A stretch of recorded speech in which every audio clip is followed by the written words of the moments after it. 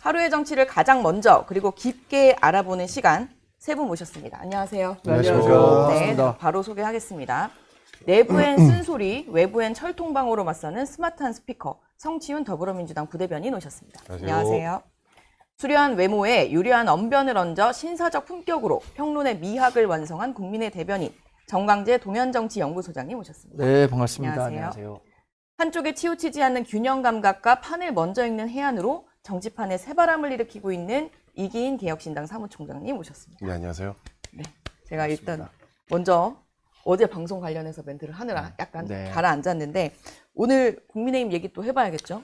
예, 국민의힘 대체 무슨 생각을 하고 지금 지방선거 그걸 풀어주시는 겁니다, 오늘. 그러니까 국민의힘에서 요즘 계속해서 민주당이 하고 싶은 얘기가 계속 나오는 것 같아요.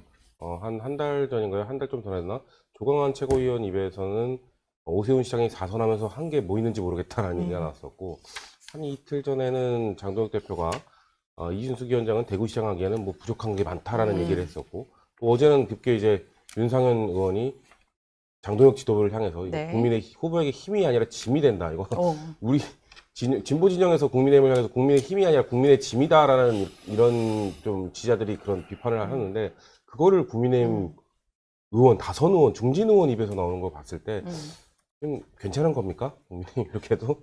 어제 현장 최고위에서 건강한 소통의 모습. 건강한 당의 모습, 언론의 통색, 네. 통하고 막히는 건데 네. 이게 조선시대 문신 권근이라는 분이 있습니다. 네. 왕에게 간언하기를 언론의 통색이 국정, 그러니까 당시에도 이제 조정을 운영하는데 가장 중요하다 이렇게 얘기를 했는데 어제 윤상현 의원이 하실 만한 얘기 한 거라고 생각해요. 근데 그것을 좀 감정적으로 기분 나쁘게 받아들이는 것도 좀 옹졸해 보이잖아요. 대표가. 저는 여하튼 당 대표라는 분은 지금 우리 당이 갖고 있는 모든 현상에 대한 책임을 지고 있는 분이라고 생각해요. 네. 공관위가 잘못 운영되고 있는 것에 대한 책임도 또 우리 당에 대한 지지율이 낮은 것도. 근데 이게 반대로 당의 지지율이 높고 공관위가 잘하고 뭐 선거도 잘 치르고 이런 것들 모든 공은 당 대표가 갖고 가게 되는 거거든요. 반대의 경우에도 당 대표가 무한 책임을 진다고 보는데 잘 되라고 한 얘기잖아요. 네. 사실 인천에서 어려운 거 사실이고 그런 민심을 듣겠다고 현장 최고위 한 거잖아요. 그러면 그런 이야기 나올 때 어떻게 무엇이 잘못됐는지를 생각해야 되는데 귀한 시간에 왜 내부 비판하는 얘기를 하고 있냐 이렇게 얘기하는 아깝다. 것은 그야말로 언론의 통색 가운데 통은 아니고 색을 얘기하는 것 같아서 좀 아쉽습니다. 저는 대변인 말에 100% 공감하는데 내 말에 공감하지 마세요. 공감하는데 다음이 본론인 것 같아요. 약간 장동혁 지도부가 비판을 받으니까 기분이 좋아 보이시는 아니, 기분 탓이죠? 제 기분 탓이죠? 저는 사실 네. 대통령이 누가 되든 간에 성공한 대통령이 되기를 바라고요. 정권을 막론하고 민주당 정권이든 국민의힘 정권이든 그게 대한민국이 앞으로 나가는 길이고 우리 당의 당대표가 누구든 간에 당대표로서 정말 훌륭하게 당을 이끌어서 우리 당이 국민에게 사랑받는 정당이 되기를 희망하는데 근데 그렇지 못한 모습을 보이고 있는 거잖아요. 그런 것들에 대한 아쉬움을 토로하는 거죠. 저는 정치인들이 책임보다 책임감을 더 중요하게 생각해야 된다고 생각하는 사람 중에 한 명인데 책임감이라고 하는 건 다른 게 아니라 모든 일이 나의 일인 것처럼 느껴지는 것이라고 생각하거든요. 근데 어저께 보여준 모습은 물론 장동혁 대표를 향한 비판 그리고 이 지금 체제에 대한 평가는 당연히 맞는 말이에요. 근데 그러면 윤상현 의원은 잘못이 없었습니까? 그게 아니잖아요. 특히 서부지법 사태에서 정말 난동을 부렸던 그 해당 인사들에 대해서 곧 훈방된다라는 말을 했다가 정말 여론의 문매를 맞기도 하고 지금까지 국민의힘이 이런 평가를 받아온 것에 대해서 분명 일정 부분 책임이 있는 사람이란 말이에요. 근데 본인은 아무런 무결한 뭔가 피해자인 것처럼 아무런 책임도 안 지는 사람, 안 져도 되는 사람인 것처럼 그렇게 비상체제를 언급하면서 비판하는 것이 과연 맞느냐는 생각이 들고 결국 이제 TPO라는 게 있지 않습니까? 거기 또 인천의 현장 최고위였고 그러면 또 심지어 구의원과 시의원들이 선거운동복을 입고 모여들어서 정말 지도부와 이 윤상현 위원장 등등을 비롯한 여러 사람들의 입에 메시지에 주목을 했다면 인천에서 필요한 현안들, 의제 중심의 어떤 최고위가 돼야 되는데 뭔가 난상 토론 내지는 지도부 비판의 장만 된 것 같아가지고 과연 그게 기초자치단체 선거를 준비하고 있는 후보들한테 도움이 되겠느냐. 오히려 정말 그 기초 후보들이 낙담할 것 같다는 생각이 좀 먼저 들었습니다. 근데 윤상현 의원에 대해서 여러 사람들이 우리 이긴 총장 얘기한 것과 똑같은 얘기를 해요. 네. 아니, 과거에 대해서 그러면 좀 잘못한 것에 대해 요새 쓴소리 솔직하게 하시는데. 사과를 하고 네. 그 다음에 다음 페이지로 넘어가야 되는데 그냥 뜬금없이 앞에 거는 다 잊어버리고 새로운 페이지를 하니까 이런 얘기를 하는데 저는 그래도 그게 그렇게 앞으로 나가지 않는 것보다는 낫다고 생각하는데 이 방송을 보신다면 윤석열 선배는 가끔 저랑 통화도 하고 하는데 네. 최근에 그런 얘기 많이 해요. 야, 우리 당이 이러면 안 된다. 근데 사실 그분은 2024년 그 당대표 선거에 나왔을 때도 당 중앙을 폭파해 주십시오. 이렇게 네, 맞아요. 얘기를 했었던 네. 분이에요. 어쨌든 본인이 이 인천이라는 험지에서 정치를 하잖아요. 지금 인천 같은 경우에는 구청장 또는 시의원 선거에 후보를 적임자를 찾지 못해서 그러니까 내가 이번 선거에 나가겠다라고 손을 드는 하는 사람이 사람들이. 없어서 굉장히 고전하고 있다는 얘기도 듣고 있거든요. 그런 민심을 전한 것이라고 보고 그러면 남은 57일인가요? 이제 57일간의 기간 동안에 장동혁 대표가 바뀔 수 있느냐? 어제 오세훈 시장이 그랬더라고요. 이제 너무 늦었다. 너무 늦었다. 바뀌기엔 우선은 너무 늦었다. 바꾸기에는. 저도 그렇게 생각해요. 오죽하면 그 대안과 미래가 지난번에 이렇게 당 운영하면 안 된다라고 그 집단 면담했는데 네. 당 대표가 서로 다른 얘기하니까 그러면 그에 대한 책임을 져라. 그쵸. 이렇게 더 이상 그냥 얘기 안 하겠다. 더 그랬죠. 이상 얘기 안 하겠다. 그걸 보면서 일단 6.3 지방선거까지 뭐 장동혁 대표가 갖고 있는 방향성은 큰 변화는 없겠다 이런 생각이 들더라고요. 근데 이제 시작이잖아요. 사실 이게 처음 현장 최고위 그렇죠. 간 거였고 선거 국면에서는 사실 당대표가 이렇게 지역을 순회하면서 하게 될 텐데 이게 지금 첫 번째부터 이렇게 터져 나와가지고 근데 다른 지역 갔을 때 비슷한 얘기가 안 나오면 이상한 거 아닌가요? 그러니까 아까 총장님께서 말씀하신 것처럼 맞죠. 뭐 정책적 얘기, 우리가 뭐 이번 우리 지역에서는 네. 이게 중점 사안인데 당에서 이거를 확실하게 서포트 해달라라는 요청을 하고 이 얘기가 중심 꼭지가 돼서 나오면 좋죠. 근데 지금 국민의힘이 그런 걸 할 수 있는 역량이 안 되잖아요. 그러니까 의석수가 뭔가 밀어붙일 수 있는 역량이 안 되고 의석수가 작은 정당이 힘을 받으려면 국민들의 지지를 받아야 되는데 그게 안 되는 이유는 지금 장동혁 지도부의 스탠스 때문이잖아요. 그러면 어딜 가도 장동혁 지도부에 대한 이런 스탠스 비판 그리고 어제 그 윤석열 의원이 그래서 뭐 비상 체제까지 얘기를 네. 한 거 봤을 때 사실상 사퇴하라는 얘기거든요. 그 정도 얘기는 당연히 나와 정상적인 정당이고 정상적인 지금 그 판단 지금의 상황 점검을 할 수 있는 당이라면 그런 목소리 계속 나와야 되고 근데 돌아다니면서 아마 장동혁 대표가 두 번째 갔는데 또 나 비판, 세 번째 갔는데 또 나 비판. 아마 사전 검열을 좀 하려 할 것 같고 계속 그렇게 나오면 삐질 것 같거든요. 이미 삐지신 것 같은데 아까 모두가 무한 책임 얘기했잖아요. 네. 저는 이런 지도자 볼 때마다 노무현 대통령이 좀 생각나는데 그분이 그랬잖아요.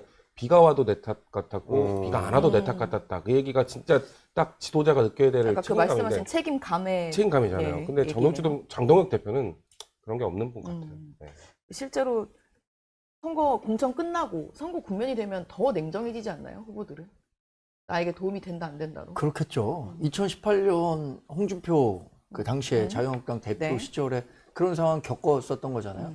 그래서 실제 공천 받기 전까지는 그래도 일정 정도 당 지도부나 당대표 눈치를 보겠지만 그 이후에는 덕자 플레이 그 뭐 각자 도생이라고 얘기했더라고요. 특히 수도권 민심은 지금 굉장히 많이 이반돼 있어요. 사실 뭐 장동혁 대표 체제에 대한 네. 실망감도 있고 해서 경기지사 후보 아직 못 정하고 있잖아요. 그렇죠. 그러니까 어쨌든 수도권에서 우리 당 후보가 정해지면 당 지도부와는 굉장히 결이 다른 목소리들이 많이 나올 것 같아요. 인천과 수도권은 그렇다고 하더라도 사실 대구도 아직 정리가 안 됐어요. 안 됐죠. 그리고 정리 안 되고 있죠. 그 3인 이상의 이제 3파전 이상의 구도가 만들어질 거냐. 저는 사실 회의적으로 봤거든요. 왜냐하면 그렇죠. 조호영 그렇게 의원이 말씀하셨어요. 뭐 어쨌든 이 정치 후반기에 접어들었고 이진숙 위원장도 공천 그 재보궐 요청이 들어오면 검토하겠다라고 뭐 다소 긍정적인 메시지를 냈다 보니까 이거 그냥 1대1 구도 내지는 개혁신당까지 포함해서 네. 뭐 그 정도의 구도가 만들어지지 않을까라고 예측을 했는데 지금 돌아가는 판세가 그게 또 아닌 것 같아요. 조호영 의원이 가처분이 기각됐음에도 불구하고 항고까지 한다는 것은 여전히 또 끝까지 가보겠다라는 메시지를 익히고 있고, 이진숙 의원은 어제 기차가 떠났다라고 하는 거잖아요. 물론 네. 그게 이제 본인의 레버리지를 올려서 더 좋은 지역의 재보궐 공천을 받아보겠다라는 뭔가 메시지로 우리가 해석할 수도 있지만, 네. 지금으로 봐서는 3파전 더 나아가서 4파전까지 좀 가능성이 있을 거라고 보거든요. 뭐 사상 초유의 사태가 일어나지 않을까라는 생각도 듭니다. 근데 1대1 구도로 갈 거라는 거는 김부겸 전 총리도 그렇게 얘기했잖아요. 대구시장 선거 그렇게 갈 어차피 수밖에 1대1 없을 구도로 거다. 간다. 저는 이게 당장 5월 15일까지의 문제가 아니라 5월 28일까지도 충분히 28일까지도 다자구도가 된 이후에, 왜냐면 5월 29일이 사전투표가 시작되는 금요일이거든요. 28일 전까지만 한다고 하더라도 1대1 구도로 만들 수는 있어요. 근데 저는 주호영 의원 같은 경우는 내일 기자회견 한다고 하지만 불출마 가능성이 훨씬 높다고 생각하고, 지금 뭐 명분과 실리가 많이 소실됐죠. 명분이라는 것은 본인에 대한 컷오프가 부당하다라고 해서 나간다라는 거였는데, 여튼 뭐 법원에서는 그 정도 컷오프는 정당에서 할 수 있다 이렇게 얘기를 한 거고, 실리는 무소속으로 나가면은 무조건 내가 이긴다. 적어도 무조건 이긴다가 아니라 한 51%는 이길 것 그렇죠. 같은데 이래야 한번 가서 할 건데, 네. 다자구도에서 이길 수 있겠습니까? 지금 양자구도에서도 뻑뻑한 상황인데, 네. 그러면은 조영 의원이 지금 6선을 했고 정치의 이제 후반기를 마무리해야 되는데, 아름답게 마무리할 수 있는 방법적으로는 출구 전략을 찾을 것 같아요. 그럼 관건은 이진숙 전 방통위원장이잖아요. 네. 이진숙 전 방통위원장은 약속 대련이라고 하기엔 너무나 이 할리우드 네. 연기가 메소드 연기예요. 약속 대련이라고 하기에. 그래갖고 정말 진심이 뭘까 싶은데, 그럼에도 불구하고 모두 사는 법을 택해야 된다. 국민의힘도 살고 이진숙 방통위원장도 사는 방법이 있는데 모두 죽는 방법 택하겠습니까? 정치라는 게 결국에는 모두 사는 방법을 선택하는 종합 예술인데. 주호영 부의장 쪽은 진짜 정해놓지 않고 일단 날짜를 정하셨는데 정말 고민이 깊으신 것 같더라고요. 양쪽의 의견이 되게 팽팽한가 봐요. 지금 보수 상황이 진짜 안 좋다. 나가야 된다. 라는 쪽과 아니다. 그래도 선당후사를 이야기하는 쪽이 있다는데. 근데 보수 상황이 진짜 안 좋은 건 맞는 판단인데, 근데 그 상황에서 주호영 부의장이 무소속으로 배지를 던지고 나오면 그게 해결이 될까요? 해결이 안 될 거라고 보기 때문에, 저는 그래서 주호영 부의장은 죄송한 말씀입니다만 나올 가능성이 없다. 그러니까 그런 용기를 못 내실 거다. 용기란 게, 그러니까 배지를 달아본 사람이 배지를 내려놓는 용기 저는 본 적이 없기 때문에, 달아보지 못해서 모르지만, 그러니까 그런 것들을 못할 거라는 예측들을 다들 하는 것 같아요. 네. 근데 주호영 부의장이 글쎄 옆에서 배지 던지고 가셔야 됩니다. 결국 다자구도 가가지고, 아까 말한 것처럼 다자구도에서 승리할 가능성 아니에요. 저는 그 다자구도에서 보수 진영 안에서만 1등 나오면 되거든요. 네. 어차피 다자구도 가면 김부겸 후보가 일단 다자에서 1등 나올 겁니다. 어차피 단일화가 될 건데 거기서 1등을 할 수 있느냐? 주호영 부의장 1등 못 하시죠. 그렇기 때문에 못 나오는 거고, 이진숙 위원장은 반대로 거기서 1등 할 것 같으니까 1등 할 것 같으니까 나오는 건데, 저는 이준숙 전 위원장의 본인 마인드도 있지만 아마 선거를 통해서 많은 사람들이 붙었을 거거든요. 근데 이제 대구 지역 그리고 보수 진영에 있는 좀 그 잔뼈 굵은 분들이 붙었을 때 그분들이 아마 가도 된다라고 전 부추기고 있지 않을까. 옆에서 붙이고. 네, 왜냐면은 그냥 이준숙 위원장이 만약 그냥 의원으로 가요. 그러면 그분들한테 챙겨줄 수 있는 게 있을까요? 하나도 없습니다. 보좌진 9명 플러스 인턴 2명, 이게 다란 말이에요. 그 잔뼈 굵은 분들이 뭐 나 지역 보좌관 시켜줘 돕고 있는 분들이. 이런 분들은 아닐 거거든요. 네. 그러니까 그런 분들은 아마 광역단체장이 임명할 수 있는 자리가 많잖아요. 그런 것들 욕심내는 분들, 이권 사업이나 이런 것들, 그런 분들이 아마 초기부터 이진숙 잘 나오네 그러면서 아마 도와주러 갔을 텐데, 그분들이 충분히 지금 가서 무소속으로 가도 시민 경선으로 국민의힘 후보 추경호 만약에 의원이 된다면, 아니면 다른 사람 윤재용 의원이 된다면 꺾을 수 있다. 꺾을 수 있으니까 가셔도 된다라고 그렇게 얘기하기 때문에 저는 정무적 판단을 한 게 아닌가. 저는 정무적 판단 잘못됐다고 보거든요. 그분 심정은 이해가 갑니다. 지금 고령에 언제 내가 대구시장 도전해보겠어. 그 마음은 갑니다만, 제가 생각하는 정무적 판단은 거기서는 당을 위해서 가는 게 맞다고 보는데, 지금 주변 사람들과 본인의 그 마음이 그렇게 못하는 것 같아요. 이런저런 말씀하세요. 그러니까 저는 이진숙 위원장이나 주호영 의원이나 둘 다 출마의 명분은 다 떨어진다고 생각을 해요. 이진숙 위원장은 뭐 순교자의 이미지가 만들어졌다고 하지만, 그렇다고 해서 대구시장으로서 잘할 수 있다는 보장은 없잖아요. 또 행정가로서의 면모를 네. 뭔가 입증시켜준 것도 아니고요.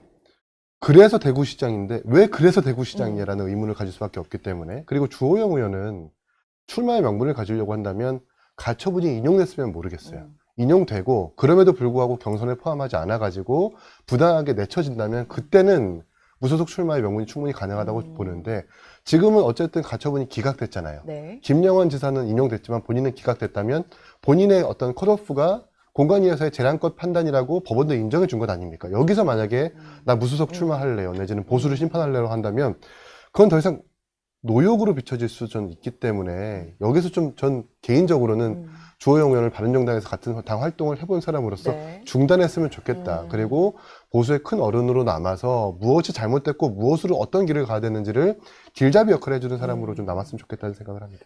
이진숙 전 방통위원장도 그 정치적으로 오산하고 있다고 생각한다고 말씀하셨는데, 지금 정치판을 들여다보는 사람은 다 똑같은 생각할 겁니다. 그 오판하고 오산한 거예요.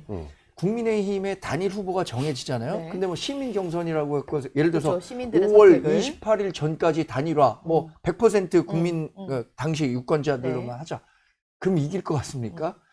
그거 2021년 4월 7일 서울시장 재보궐선거 때 오세훈 당시 국민의힘 후보 굉장히 언더독에서 시작했어요. 네. 당시에 나경원 후보를 간신히 이기고 그 국민의힘 후보로 정해졌거든요. 네. 밖에서 뛰던 안철수 후보, 처음에는 안철수 후보가 무척 앞서갔습니다. 그쵸. 근데 국민의힘 후보로 정해지는 순간 완전히 역전됐어요. 그때 김종인 비대위원장이 그 얘기 했거든요. 국민의힘 후보로 정해지면 국민의힘 후보로 내서 이긴다. 그래서 안철수 후보도 그때 국민의힘 들어오라 그랬는데 그냥 네. 밖에서 버티다가 결국 서울시장 못한 거잖아요. 지금 그거랑 똑같이 갈 겁니다. 그럼 이진숙 전 방통위원장 같은 경우에 지금 그나마 보궐선거라도 갈 수 있는 기회가 있잖아요. 5월 15일까지는. 그렇죠. 근데 여기 지금 5월 28일까지 하면은 5월 15일이 후보자 등록 마감이에요. 이때까지도 대구시장 가겠다라고 하면 그 이후에는 선택지가 없어져요. 그러니까 전 이진숙 전 의원의 지지율에 취해 있다고 보는데, 말씀하신 것처럼 지금 이진숙 전 방통위원장에 대한 지지는 보수 진영 대표로 국민의힘 후보로 나왔을 때 지지해주겠다는 거지, 지지하겠다라는. 무소속 이진숙으로, 글쎄요, 뭐 무소속 이진숙으로 돌려본, 지금 아직 탈당을 안 하셨기 때문에 네. 무소속 이진숙으로 돌린 건 아무것도 없단 말이에요. 만약 그렇게 되면 지표가 많이 바뀔 거거든요. 근데 본인은 그걸 지금 취해 있는 상황에서는 내가 이렇게 잘 나오네? 그러면서 깨닫지 못할 겁니다. 그런 것 때문에 그런 착각에 빠져 있는 것 같고, 근데 그런 이진숙 전 위원장을 끌어내리겠다고 장도혁 대표가 막 어떻게든 막 이렇게 미사여구를 동원해서 나도 그랬던 적이 있고 막 이렇게 얘기를 하잖아요. 근데 그러다가 말실수가 나오는 것 같아요. 왜냐면 그러면서 얘기했던 게, 대구는 그 재정 자립도가 낮기 때문에 대통령실과 여야 국회의원과 소통이 잘 되는 사람이 된다. 그럼 김부겸이 돼야죠. 김부겸이 가장 적합한 사람 네. 아닙니까? 이진숙 위원장이 부적합한 사람이다, 국회에 더 어울린다고 설명하다가 보니까 장현 대표의 워딩, 전 그거 그대로 코트 딱 따가지고 김부겸 총리가 돼야 되는 이유라고 딱 말해도 너무 적합한 설명이죠. 재정 자립도 낮은데 대통령실과 소통되는 후보 누구? 추경호 의원이 잘하겠습니까? 주호영 의원이 잘하겠습니까? 그러니까 지금 이진숙 전 위원장은, 저는 만약에 정말 대보궐로 보내고 싶었으면은 네. 한 달 전에, 한 달 전쯤에 미리 섭외를 해가지고 그쪽으로 갑시다라고 설득했으면 이렇게까지 안 됐을 거예요. 근데 그때 줄 생각이 없었겠죠. 짤막하게 좀 첨언하자면 다른 얘기인데요. 네. 서울시 가처분이 인용될 거 좀 대비해야 된다고 생각을 해요. 왜냐하면 충북이랑 그렇죠. 서울시도 똑같은 대비되어 케이스거든요. 그러니까 아니, 충북이랑 좀 달라요. 말씀드리면 그러니까 네. 컷오프된 네. 이후에 네. 제재 공모를 통해서 공모했죠. 박수민 의원과 오세훈 시장을 받았고, 그것도 재공모 3일을 아마 보장하지 않았을 겁니다. 충북도 마찬가지였을 거고요. 결국 그 판결문을 보면 공고문, 그러니까 추가 지원 접수 공고의 3일, 당원 당규에서 보장하는 3일을 지키지 않았고, 네. 그러한 당원 당규를 지키지 않았기 때문에 이제 그게 가처분이 인용된 건데, 저는 서울시도 인용될 가능성이 좀 있다고 생각을 하거든요. 만약에 인용이 된다면 네. 박수민 의원과 오세훈 시장의 후보자 자격 지위가 없어지는 것이고, 그러면 어쩌면 윤희숙 의원과 가처분을 신청했었던 이승현 위원장인가요? 네. 그분만 후보 지위로 남을 수 있게 돼요. 물론 뭐 고관위에서 다시 회의를 열겠지만, 그렇죠. 이런 다른 결정을 혼란과 할수 논란도 있지만. 대비를 충분히 하셔야 된다라는 우려를 합니다. 근데 충북하고 서울시는 네. 절차가 좀 다른 건 뭐였었냐면, 충북 같은 경우엔 김영환 지사를 컷 오프한 다음에 재공모를 받은 거고, 이것은 이제 재공모를 한 다음에 컷오프를 했으니까 그런 절차적으로 하자를 달라서. 법원이 다르게 볼 거라고 저는 생각합니다. 근데 재공모 3일이 전 포인트라고 봐요. 맞아요. 네, 일관성을 네, 유지하고. 맞아요. 근데 그렇게 해서 되면은 그렇게 하면은 다시 재공모 3일 하면 된다고 저는 보거든요. 그렇죠. 절차적으로 네, 다시 절차적으로 꼭 보완하면 지켜가지고 되니까. 또 근데 국민들이 볼 때는 꼴이 웃어지겠죠. 이게 근데 가처분이 인용되면 그래서 후보자 지위를 박수민 의원과 오세훈 씨하고 박탈시키면 그 박수민 의원과 오세훈 씨하고 또 가처분 걸걸요?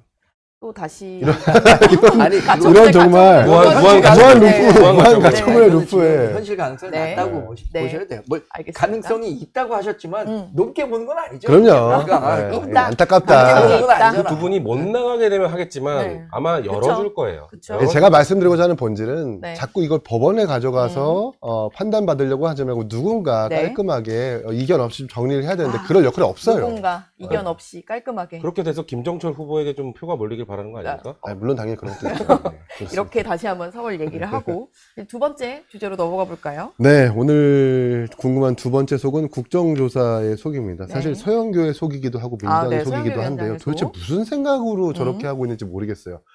박상용 의원의 녹취록이 논란인 것도 맞습니다. 네. 많은 국민들이 수사검사의 수사 기법에 대해서 다소 생소하게 느껴지는 것도 맞아요. 그러나 국조특위에 나와서 선서를 거부할 수도 있는 거고 네. 그 소명을 들을 수도 있는 건데 단지 소명서가 7장이라는 이유로 나가라고 하는 저 국회의 모습을 누가 납득할 수 있겠는가. 심지어 그 국조특위의 위원장은 서영교 위원장이잖아요. 네. 서영교 위원장 어떤 사람이에요? 과거에 국회에 파견받은 판사한테 지인 아들 특히 바바리맨 성범죄를 일으켰던 사람이 형량을 거래했다가 진짜 그 형량 거래가 실체화된 사람이잖아요.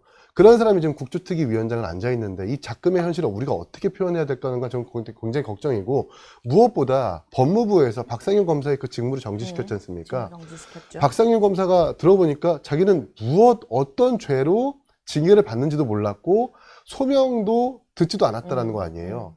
국조특위에서도 분명히 선서를 거부할 수 있는 권리가 있고 소명도 할 수 있고 법무부에서도 징계를 할 때 소명을 들어야 되는데 그 기회조차 박탈을 하니까 저는 이게 과연 민주주의를 채택하고 있는 나라에서의 국회 모습이 맞는가라는 의구심을 충분히 자아내기 충분하다고 생각합니다. 안 그래도 박 검사는 이 선서 거부에 대한 보복이다라고 보고 있던데요. 실제로 어떻게 보셨습니까? 이번에 직무 정지된 거는? 그 예정된 결과라고 봐요. 모든 예정된 과정들이 수순이다? 그냥 민주당과 법무부 뭐 더 나아가서 청와대까지 네. 하나의 거대한 시나리오가 있는 거고 그 세계관 속에서 박상용 검사는 이런 운명에 처해질 거예요. 근데 정해진 이 수순이었다. 과정을 보면서 그 윤석열 전 대통령을 키운 게 당시에 그 추미애 법무부 장관과 문재인 대통령 아니었습니까? 그때는 뭐 상당히 검찰총장이었으니까 헤비급이었다면 지금 라이트급에서 박상용 검사를 그렇게 키우고 있는 것 같아요. 있다. 민주당이. 박상용 검사가 하는 거 뭐 진짜 100번 양보해서 일종의 뭐 수사 자식이가 좀 욕심이 있어서 네. 이걸 좀 더 키우고 뭐 이렇게 했다고 하더라도 그 문제의 본질은 변하는 게 없거든요. 그 기소가 잘못됐다거나 판결이 잘못됐다거나 이건 아니에요. 그리고 이화영 지사, 평화부지사도 네. 7년 8개월 대법원에서 확정 판결 받았잖아요.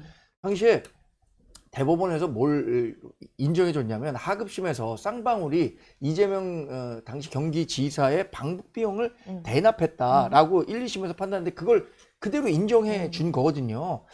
그러면은 뭐 정말로 억울한 점이 있다면 이재명 대통령 재판이 지금 중지돼 있지만 네. 본인 임기 후에 시작될 거 아닙니까? 거기서 무죄 충분히 받아낼 수 있을 거 아니에요? 지금도 이런 상황인데 근데 왜 이거를 자꾸만 공소 취소로 가려고 하느냐? 이재명 대통령이 지금 여러 재판이 걸려 있지만 가장 중한 형벌을 받을 수 있는 게 이 대북송금 관련한 문제예요. 그러니까 이거는 반드시 임기 중에 해결하고 가야겠다라는 생각을 이재명 대통령도 또 민주당도 하고 있기 네. 때문에 국정조사가 이루어진 거죠. 그래서 제가 한마디만 더 드리면 네. 이름은 말씀드리지 않겠지만 민주당 패널이 이 국정조사 왜 선거 전에 해갖고 지금 이렇게 시끄럽게 하는 거야. 민주당에도 좀 부담 아니야? 그렇게 이런 말씀하신 분들도 얘기를 있어요. 했답니다. 네. 제가 들었습니다. 들으셨군요. 그러니까 그런 녹취가 나왔는데 뭐 이렇게 논란이 안 될 수는 없죠. 그러니까 저는 그 선서 거부 네. 그리고 뭐 퇴장, 뭐 7장 그 소명할 기회를 안 줬다. 뭐 이런 것들은 본질에서 매우 벗어나 있는 거라고 봅니다. 박상현 검사가 소명을 했든 안 했든 글쎄요 그 직무정지 관련돼서도 이 정도의 녹취가 나왔으면 국민들이 검찰 집단에 대해서 신뢰를 할 수 있을까요? 그 검사, 네. 박성현 검사라는 사람이 계속 검사로서 지금 직무를 수행하는 거에 대한 의구심을 갖지 않을까요? 지금 이 녹취에 대해서 뭐 다양한 해석들을 합니다만 사실 녹취 본질에 대해서는 초반에 나왔을 때만 하더라도 보수진영 패널들이 이거 봐라 녹취 한 두세 문장 나왔을 때만 하더라도 이거는 이화영 전 부지사가 제안한 거 거절하는 과정 아니냐 요기에 집중하시다가 네. 녹취가 조금 더 많이 나오니까 이제 녹취 얘기 잘 안 하세요. 녹취 얘기하면은 그렇게 박성현 검사에게 유리한 오히려? 내용이 저는 아니라고 보거든요. 아니 뭐 100번 정말 100번 양보해서 박성현 검사가 거절하는 과정이라고 합시다. 이화영이 먼저 제안을 했다고 하더라도 박성현 검사 그러면은 이화영 전 부지사 그 저지른 범죄 중에 이화영 입장에서는 가장 큰 문제는 법카. 법카를 불법적으로 사용한 그게 가장 큰 건데 그거를 거래할 수 있다는 그걸 지워줄 수 있다. 그걸 무마시켜줄 수 있다는 말을 검사 입에서 나오는 건 전 그게 가장 충격적이었거든요. 괜찮은 겁니까? 그래요. 뭐 100번 계속 양보하는데 그 범죄가 있었던 사실이라고 칩시다. 그러면 그거에 대한 증거가 부족하니 너 그거 자백하면은 너가 저지른 이 큰 범죄 없던 걸로 해줄게. 이거 괜찮은 겁니까? 근데 심지어 이게 명확한 이거 말고 이 사람의 증언 말고는 증거가 나온 게 없어요. 그렇기 때문에 민주당 입장에서는 이게 황당한 거죠. 황당한 거고 지금까지 주장해왔던 거 이런 것들이 예전에 뭐 연어술 파티 뭐 연어 먹는다고 초등학생도 아니고 누가 회유되냐 이런 것들이 뭐야 뭐 연어를 먹었든 안 먹었든 그게 중요한 게 아니라 지금 어쨌거나 검사 측에서 진짜로 저런 딜을 얘기했다는 것 자체가 전 그게 국민들에게 충격이라고 보기 때문에 그래서 법무부 입장에서는 국민들에게 이런 검찰에 대한 박성현 검사나 이런 거에 대한 신뢰를 회복하기 전까지는 직무는 정지돼야 된다. 그 절차적인 건 모르겠어요. 왜 그 사람에게 너 뭐 때문이야라는 네. 통보를 해야 되는 그 절차가 잘못됐다면은 저는 그거는 뭐 법무부의 탓이라고 봅니다만 적어도 전체적인 그림은 뭐 잘못된 건 그렇게 크게 없어 보인다는 게 저는 근데 이제 네. 법카가 중요한 거 아닌데라는 그 녹취를 말씀하시는 것 같은데 결국 이화영 부지사의 그 3심 확정대에서 외국환 거래법과 그 뇌물죄, 그러니까 법과 관련된 것은 기소되어 가지고 형이 확정됐습니다. 네. 저런 과정에 녹취가 있었다 하더라도 범죄 혐의를 검찰 측에서 기소를 하고 그 형을 확정했기 때문에 저 녹취는 그냥 과정상의 저는 뭔가 그 과정이었다고 저는 생각을 하고요. 자, 이재명 도지사는 대북 송금에서 그 도장을 찍는 주요한 어떤 결재권자였었어요. 네. 그리고 이화영 부지사는 이재명 도지사가 임명한 평화부지사였었고요. 그리고 800만 달러의 대북 송금을 했던 사실은 이미 팩트입니다. 네. 그러면 두 사람은 공동의 정범 관계예요. 공동의 정범 관계에서 피고인이 이제 이실직고 한 거죠. 양심 고백할게요. 사실은 우리가 이재명 도지사한테 보고했어요. 북에다 보내는 비용에 대해서 우리는 알고 있었습니다. 라고 이 자백을 했었어요. 그러면 당연히 종범으로 빠지면서 해당 검사는 해당 변호인 측과 이렇게 저렇게 수사 상황을 공유하면서 이야기할 수 있다고 좀 보거든요. 네. 좀 그게 당연한 수사 방식이라고 생각을 하는데 그 과정에서의 녹취가 좀 다소 생소하게 들리고 낯설게 들리겠지만 전 가능한 영역이라고 생각을 해요. 수사 영역이라고 생각을 합니다. 이걸 가지고 뭔가 문제 삼는다는 거. 그리고 또 특히 서민석 변호사가 어떻게 질문을 했는지에 대한 그 앞단의 질문들은 전부 다 빠져 있잖아요. 박상현 검사의 답변만 지금 녹취록이 돌아다니고 있잖아요. 여기서 이 민주당이 어떻게 평가를 하느냐? 박상현 말이 너무 많다. 라고 얘기하면 어떻게 합니까? 질문과 답변을 고루 듣고 판단을 해야지. 오히려 서민석 변호사의 앞단의 어떤 녹취 파일을 공개하지 않은 상태에서만 저렇게 판단해 버리니까 오히려 더 캥기는 게 있구나라고 밖에 생각할 수가 없는 거죠. 일단 네. 저는 그러니까 민주당이 여당이고 이재명 대통령 지금 대통령이잖아요. 네. 그러면은 우리 사회가 그동안 만들어온 시스템 속에서 이거를 해결할 수 있다고 생각하거든요. 네. 첫 번째는 새로운 증거나 증언이 나왔다. 그러면 재판이 잘못됐기 때문에 재심을 청구해서 재심에서 다툴 수 있는 거예요. 근데 재심은 죽어도 생각 안 하고 있어요. 두 번째는 이재명 대통령은 이제 재판을 통해서 그 무죄를 받으면 돼요. 공소 취소가 아니라. 그러면 무죄를 받게 된다? 그러면 얼마나 더 상징적으로 사람들이 생각하겠습니까? 야, 검찰이 그러니까 다 탄압하려고 야당 지도자 그때 그랬구나. 탄압하려고 검찰이 그렇게 무리하게 기소했었던 거 아니야? 이렇게 판단할 거 아닙니까? 더군다나 앞으로 4년 한 4개월 정도 남았죠. 이재명 대통령 임기 기간. 그동안은 재판 진행도 안 돼요. 그 다음에 대통령 임기 끝나다가 재판 진행될 때 얼마나 많은 수많은 증거들을 수집해 놓겠습니까? 네. 이재명 대통령은. 그러면 그 재판을 통해서 무죄를 밝히면 되는데 이렇게 하는 것 자체가 국민의 의심을 또 사는 거예요. 아, 실제 죄가 있기 때문에 이걸 덮으려고 하는구나. 전체 버전과 이제 실제 할 수 있는 다른 방법을 선택하지 않는다라는 부분에 대해서 짧게 반론하시겠습니까? 뭐 플록치나 이런 것들은 저는 나중에 언젠가 공개될 거라고 보고요. 네. 그리고 그 박상현 검사의 말만 나와 있다. 저는 그렇게 동의하지 않습니다. 서민석 변호사의 둘이 대화하는 것도 나오고 대화의 결정적인 장면도 나옵니다. 예를 네. 들면 방금 말씀하신 거 인정한 거 보고를 했다고 인정한 부분, 그걸 했다고요? 설주환 변호사 입회하에 그걸 했다고요? 근데 그 이후에 또 통화를 하면서 그 제안하신 거 좀 시간을 더 주면 안 됩니까? 라고 서민석 변호사가 얘기하니까 아이고 이화영한테는 내가 일주일 전에 얘기했는데 왜 아직도 얘기했는데, 그러니까 제안을 그 박상현 검사가 했다는 게 녹취의 대화에 나와요. 그러면은 그 정도 증거가 나와 있으면 누가 봐도 박상현 검사가 뭔가 제안을 했다. 그 인정한 거, 보고 한 번 했다는 거 인정한 거 말고 추가적으로 뭔가 필요하다고 하면서 대화를 했다는 게 여실히 드러났기 때문에 저도 개인적으로 플록치를 공개했으면 좋겠습니다. 근데 그게 시간이 좀 걸릴 것 같습니다. 그렇죠. 일단 플록치를 봐야 하는 부분도 있는데 일단 여기까지 경론을 듣고 속풀이 오늘 마무리하겠습니다. 세 분 감사합니다. 고맙습니다.